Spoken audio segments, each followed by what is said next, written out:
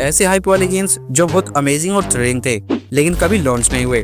Usual games तो हर दिन release होते हैं लेकिन ये गेम्स स्पेशल होते हुए भी कभी रिलीज नहीं हुए। सो आई एम जिन और आज हम उन गेम्स के बारे में बात करेंगे जो किसी न किसी वजह से गायब हो गए, यानी कभी रिलीज नहीं हुए या कैंसिल हो गए। इसमें टेंसेंट की बड़ी अनाउंसमेंट से लेकर इंडी स्टूडियोज के एम्बिशियस प्रोजेक्ट्स हैं। So are you ready to find out? Let's begin. नवंबर 2019 एक न्यूज आती है कि ग्राइंडिंग गियर गेम्स ने अनाउंस किया कि वह अपने hit free to play action RPGs को मोबाइल डिवाइस पर लाने वाले हैं। स्टूडियो ने यह भी बताया कि गेम में माइक्रो ट्रांजैक्शन और पे टू विन एलिमेंट्स जैसे यूजलेस ट्रेंड्स नहीं होंगे। इसे वही टीम डेवलप कर रही थी जिसने इसके ओरिजिनल कंसोल वर्जन को डेवलप किया है। डेवलपर्स ने इस बात पर जोर दिया कि मोबाइल वर्जन ओरिजिनल गेम होगा जिसे स्मार्टफोन स्क्रीन और क्विक गेमिंग सेशंस को ध्यान में रखकर बनाया जाएगा। Unfortunately Path of Exile mobile की रिलीज डेट के बारे में कोई न्यूज नहीं है। स्पाइजिंक्स की अनाउंसमेंट 2020 में की गई थी। ये गेम जाने माने पब्लिशर एपिक गेम्स और बैड रोबोट गेम्स के साथ कोलैबोरेशन से आने वाला था। ट्रेलर में दिखाए गए इसके पोर्ट्रेट गेम प्ले ने बहुत हाइप बनाई। खैर, अनाउंसमेंट के बाद से 5 साल हो चुके हैं और अब तो डेवलपर्स भी भूल गए होंगे कि उनके पास स्पाइजिंक्स नाम का कोई गेम है।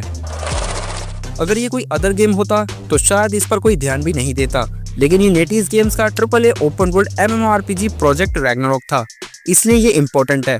2020 में गेम की अनाउंसमेंट के बाद से गेम की रिलीज डेट के बारे में कोई अपडेट नहीं आया है।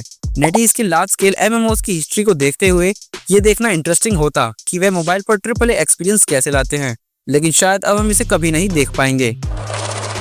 2018 में जापान में नेटीज गेम्स ने किंग ऑफ हंटर्स नाम के एक गेम की अनाउंसमेंट की थी जो एक बैटल रॉयल और मोबाइल एलिमेंट्स का मिक्स होने वाला था। ये गेम एक ओपन वर्ल्ड ऑफर करने वाला था जिसमें प्लेयर्स करियर पिक कर सकते थे, वेपन्स एक्विप कर सकते थे और डोमिनेंस के लिए फाइट कर सकते थे। इस गेम के कई क्लोज बीटा टेस्ट भी हुए, लेकिन इसके बावजूद नेटीज गेम्स ने कभी भी एक स्पेसिफिक रिलीज डेट प्रोवाइड नहीं की। ये गेम भी नेटीज का है जो एक साइबरपंक मोबाइल गेम है। ये गेम एक क्राइम फील्ड नेओन सिटी में set futuristic bounty Hunter experience होने वाला था। इसके टीजर में काफी वाइब्स थी, लेकिन सिर्फ वाइब्स। गेम अपनी इनिशियल अनाउंसमेंट के बाद से पूरी तरह से गायब हो गया। ना ही कोई अपडेट, ना ही कोई बीटा और ना कोई हिंट। ऐसा लगता है कि ये उन प्रोजेक्ट्स में से एक था जो एक मीटिंग में कूल लगे और फिर चुपचाप कैंसिल कर दिए गए। एक टाइम ऐसा था जब H1Z1 बैटल रॉयल में एक बड़ा नाम था, इसलिए इसका एक मोबाइल वर्जन बनाना जरूरी था।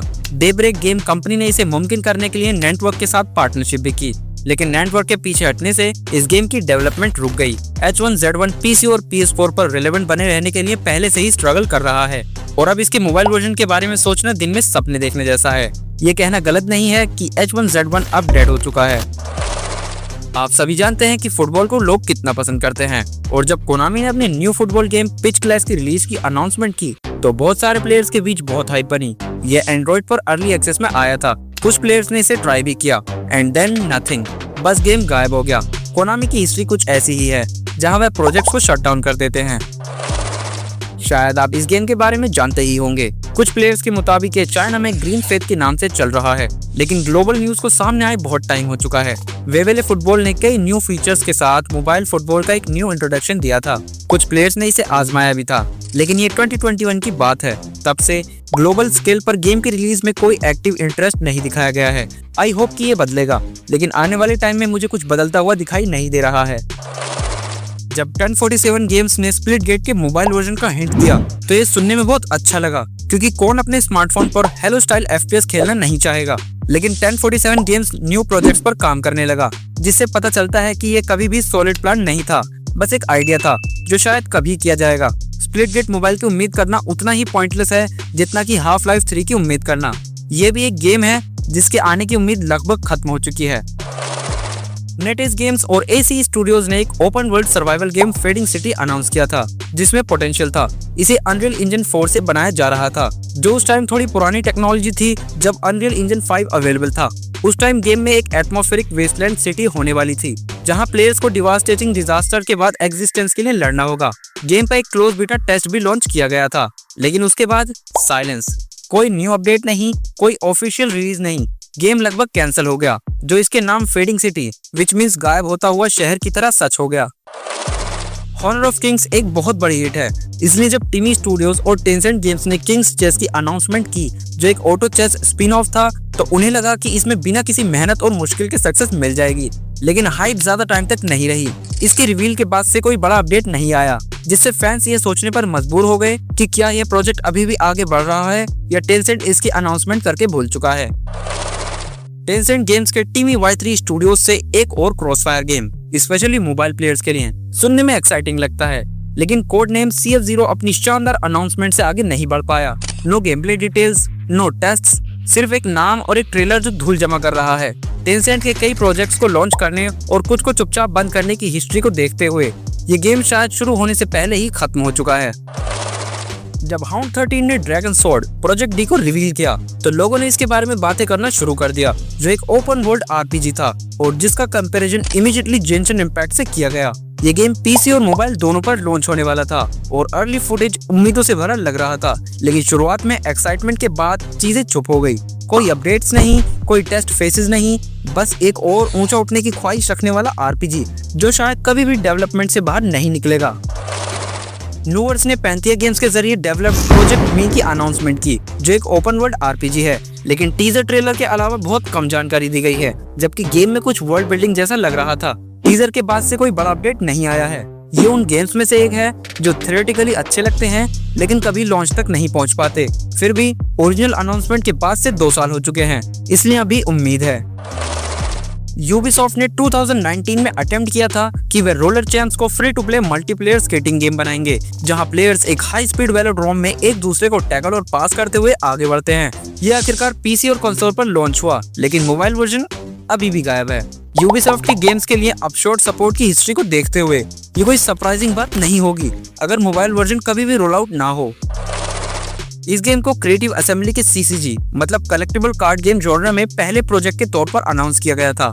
टोटल वॉर इलीजियम का एम स्ट्रेटजी को हिस्टोरिकल वॉरफेयर के साथ मिलाना था। गेम में लेजेंडरी जर्नल्स और एक डेक बिल्डिंग सिस्टम को दिखाया गया था, जिससे प्लेयर्स वंडरफुल स्ट्रेटजीज क्राफ्ट कर सकते हैं। एक क्लोज बीटा एक्सक्लूसिवली एंड्रॉइड के लिए लॉन्च किया गया था, जिसमें PC और iOS के एक्सपेंशन का प्लान था। शुरुआती एक्साइटमेंट के बावजूद और इसके लास्ट टेस्ट फेज के बाद से कोई अपडेट ना होने की वजह से ये एक और एम्बिशियस प्रोजेक्ट की तरह लगता है, जो कभी भी बीटा से आगे नहीं बढ़ा। इंडिया में PUBG मोबाइल बैन होने के बाद कई नकली गेम्स सामने आए, जिन्होंने PUBG को कॉपी करने की कोशिश की। उनमें से एक सीको था। इसका पूरा नाम स्पेशल इंसर्जेंसी काउंटर ऑपरेशन था और गेम ने बैटल रॉयल और टीम डेथमैच, डोमिनेशन और गन रेस जैसे क्लासिक मल्टीप्लेयर मोड का मिक्स देने का वादा किया था। 2021 में टेस्टिंग के दौरान उन्हें सर्वर को हैंडल करने में टेक्निकल डिफिकल्टीज की वजह से उस वर्जन को रिमूव कर दिया और उसके बाद कोई अनाउंसमेंट नहीं हुई।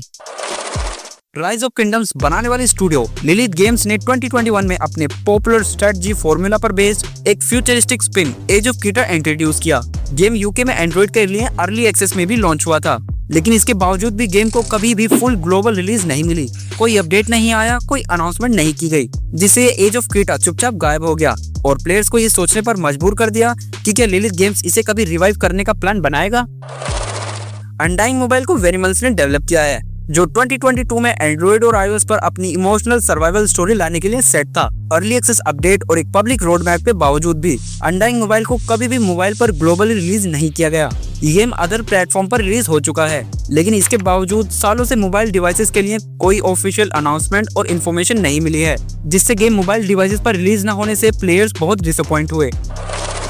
हाई-रे स्टूडियोज ने अपने पॉपुलर टीम बेस्ड शूटर के मोबाइल एडेप्टेशन के रूप में रोग कंपनी एलिट की अनाउंसमेंट की, जिसमें customisable controls, high resolution graphics और यहां तक कि 120 FPS ऑप्शन के साथ एक फास्ट पेस एक्सपीरियंस का वादा किया गया। गेम एंड्रॉइड और iOS पर प्री रजिस्ट्रेशन के लिए अवेलेबल हुआ, जिसमें रोनिन और एनविल जैसे वेल नोन रोग कंपनी कैरेक्टर्स को मोबाइल पर ट्रांसफर किया गया। टेक्निकल टेस्ट और लीक गेम प्ले के बावजूद रोग कंपनी एलिट वादा करने के बाद भी रिलीज नहीं हुआ। ये उन हाइप वाले गेम्स में से एक था जिसने प्लेयर्स के मन में बहुत उम्मीदें जगाई थी। हाई-रे स्टूडियोज ने गेम को चुपचाप बंद कर दिया और अगर आप ट्रेलर के व्यूज देखें तो इस पर लगभग 2.3 मिलियन से ज्यादा व्यूज हैं, जिससे लोगों को लगता है कि प्लैटिनम स्ट्राइक अब भी वापस आ सकता है। रेबल राइडर्स, जो एक PvP एक्शन गेम है, जिसे डेवलप कर रहे हैं किंग, जिन्होंने कैंडी क्रश डेवलप किया है। इस गेम में सीक्रेट अंडरग्राउंड बैटल क्लब बनाने वाले मिसफिट टॉयज दिखाए गए हैं, जो 3v3 वेहिकुलर कॉम्बैट और बैटल टॉयल नाम के 10 प्लेयर बैटल रॉयल मोड में शामिल थे। सिलेक्टेड रीजन्स में सॉफ्ट लॉन्च के बावजूद रेबल राइडर्स कभी भी रिलीज नहीं हुआ। किंग ने कोई अपडेट नहीं दिया, इसलिए ऐसा लगता है कि गेम को चुपचाप बंद कर दिया गया, जिससे इसकी टॉय फाइटिंग कॉन्सेप्ट को भुला दिया गया। आप किन गेम्स का पहले से इंतजार कर रहे थे या आप कौन से गेम को वापस आते देखना चाहते हैं, नीचे कमेंट में बताएं। अगर गेम्स के अवेलेबल ट्रेलर देखना चाहते हैं तो आप हमारी वेबसाइट पर देख सकते हैं। अगर वीडियो पसंद आया तो वीडियो को करें लाइक और ऐसे ही वीडियोस देखने के लिए चैनल को करें सब्सक्राइब और शेयर करना ना भूलें। लेटेस्ट मोबाइल गेमिंग न्यूज और अपडेट्स के लिए आप हमें हमारी वेबसाइट और इंस्टाग्राम पेज पर फॉलो कर सकते हैं। अगर आप हाई ग्राफिक्स मोबाइल गेम्स खेलना चाहते हैं तो आप लेफ्ट वीडियो देख सकते हैं। See you next time with more games.